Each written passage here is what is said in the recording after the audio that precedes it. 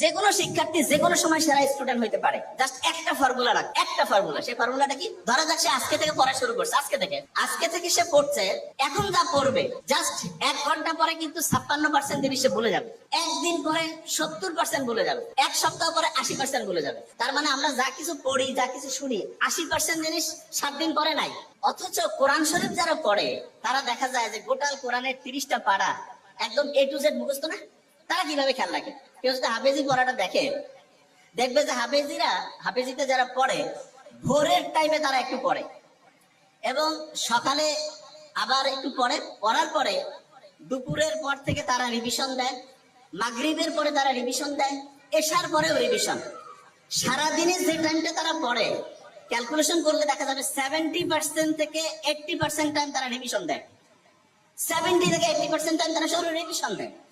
এবং ইন্টারন্যাশনালি বলতেছে যে একটা স্টুডেন্ট অসাধারণ হবে যদি সে দৈনিক যে পরিমাণ টাইম পড়ে তার 70% টাইম সে যদি রেগুলার রিভিশন দেয়, তাহলে সে অসাধারণ স্টুডেন্ট হবে। এবং একটা স্টুডেন্ট যখন হচ্ছে যে হাফেজি পড়ে তখন তার ব্রেইনের মধ্যে কিন্তু একটা আলফা ওয়েভ তৈরি হয়, আলফা ওয়েভ। এবং এই ওয়েভটা এমন, ধরা যাক আপনি নর্মালি একটা পৃষ্ঠা পড়তে আপনার লাগতেছে, ধরলাম যে 10 মিনিট।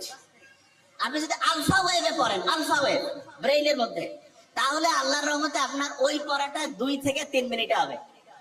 তার মানে স্বাভাবিকভাবে একটা পড়া আপনি যেই স্পিডে পড়েন, আলফা ওয়েভ থাকলে তার থেকে 4 থেকে 5 গুণ বেশি স্পিডে আপনি আল্লাহর রহমতে পড়তে পারবেন।